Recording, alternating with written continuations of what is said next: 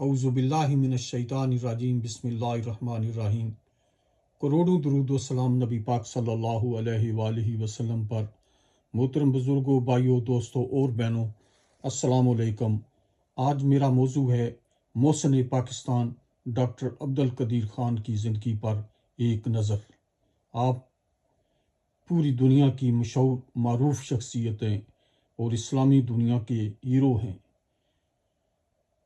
ان کے بارے میں ایک شعر ہے: ڈھونڈو گے اگر ملکوں ملکوں، ملنے کے نہیں نایاب ہیں ہم۔ ڈاکٹر عبدالقدیر خان عزم و ہمت کی داستان ہے۔ ڈاکٹر صاحب نے اپنی زندگی میں ایک شعر لکھا تھا جس سے آپ ساری بات سمجھ جائیں گے: گزر تو خیر گئی ہے تیری حیات قدیر، گزر تو خیر گئی ہے تیری حیات قدیر، ستم ظریف مگر کوفیوں میں گزری ہے۔ کوفی ہر دور میں بے وفائی کی تاریخ میں اضافہ کرتے رہتے ہیں۔ محسن پاکستان کے ساتھ بھی ان کوفیوں کی زیادتیاں تاریخ میں نقش ہو گئی ہیں۔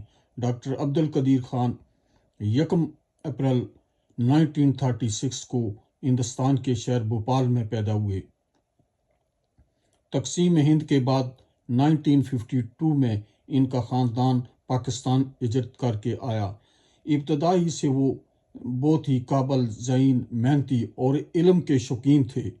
جامعہ کراچی سے تعلیم حاصل کرنے کے بعد سائنس میں انہوں نے تعلیم حاصل کی اور وہ اعلیٰ تعلیم کے لیے جرمنی، نیدرلینڈ اور بیلجیم گئے، جہاں انہوں نے مختلف یونیورسٹیوں سے تعلیم حاصل کی، جہاں انہوں نے ماسٹر اور پی ایچ ڈی کی تعلیم حاصل کی اور آپ نے ٹیکنالوجی میں اعلیٰ تعلیم حاصل کی۔ آپ نے یورپ کی معروف لیبارٹریوں میں کام کرتے رہے، جہاں بہترین تنخواہ، جدید سہولیات اور روشن مستقبل تھا، مگر ان کے دل میں ہر وقت پاکستان کا پیار زندہ رہتا تھا اور آپ پاکستان کے لیے کچھ کرنا چاہتے تھے۔ 18 مئی 1974 کو بھارت نے اپنا پہلا ایٹمی تجربہ کیا۔ یہ خبر ڈاکٹر عبدالقدیر خان کے لیے کسی صدمے سے کم نہ تھی۔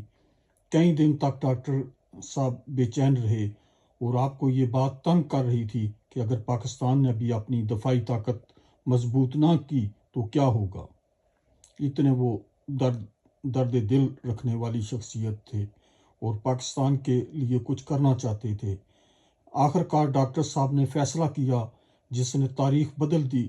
17 ستمبر 1974 کو انہوں نے وزیر اعظم ذوالفقار علی بھٹو کو ایک خط لکھا۔ اس میں انہوں نے لکھا: اگر حکومت اعتماد کرے تو وہ اپنی تعلیم، تجربہ اور مہارت پاکستان کے دفاع کے لیے وقف کرنے کو تیار ہیں۔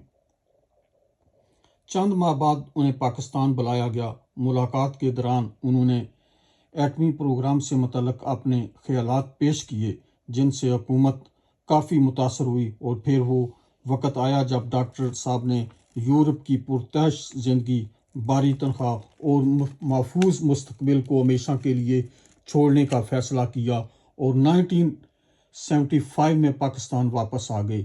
یہ صرف ایک ملازمت چھوڑنے کا فیصلہ نہیں تھا، بلکہ ایک ایسے خواب کا آغاز تھا جسے پورا کرنے کے لیے انہوں نے اپنی پوری زندگی وقف کر دی۔ آج آپ دیکھیں، ہمارے ملک میں کوئی چھوٹی سی پوسٹ بھی آدمی دستبردار نہیں ہوتا، نہ کہ بیرون ملک سے کوئی آدمی اچھی پرتعیش زندگی جو ہے وہ چھوڑ کر آتا ہے، لیکن ڈاکٹر صاحب نے اعلیٰ ملازمت اور بہت ہی سہولت والی اور اعلیٰ تنخواہ والی جو ہے وہ ملازمت چھوڑ دی، اسے پاکستان پر قربان کر دیا اور پاکستان کے دفاع کو ناقابل تسخیر بنانے کے لیے آپ نے زندگی وقف کر دی۔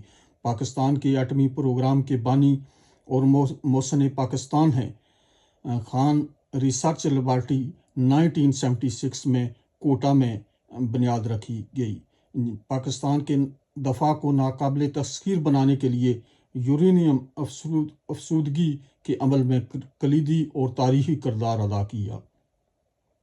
ڈاکٹر صاحب کا کردار ہمیشہ میزائل ہوں، ایٹم بم ہو، اس میں آپ کا کردار جو ہے وہ تاریخی ہے، اس کو ناقابل فراموش آپ کہہ سکتے ہیں۔ مئی 1998 میں بھارت نے ایٹمی تجربہ کیا۔ اس کے جواب میں ڈاکٹر صاحب نے بلوچستان چاگی کے مقام پر 6 کامیاب تجرباتی ایٹمی دھماکے کیے۔ اس موقع پر ڈاکٹر عبدالقدیر نے پوری دنیا کو پیغام دیا کہ ہم نے پاکستان کا دفاع ناقابل تسخیر بنا دیا ہے۔ یہ دھماکے اور یہ جتنی بھی ڈاکٹر صاحب کی خدمات تھیں، یہ بھارت پر جو ہے ایک ایٹم بم کی طرح ان کی حکومت اور ان کا جو انتہا پسند لوگ ہیں ان پر جو ہے وہ گری۔ آپ کی اتنی اچھی خدمات ہیں۔ تو میں یہاں پر بتاتا چلوں کہ ڈاکٹر عبدالقدیر خان پوری دنیا کو پیغام دیا کہ ہم نے پاکستان کا دفاع ناقابل تسخیر بنا دیا ہے۔ سعودی مفتی اعظم نے ڈاکٹر صاحب کو اسلامی دنیا کا ہیرو قرار دیا۔ جنرل مشرف کے دور میں آپ کو اوس نصر بند کر دیا گیا۔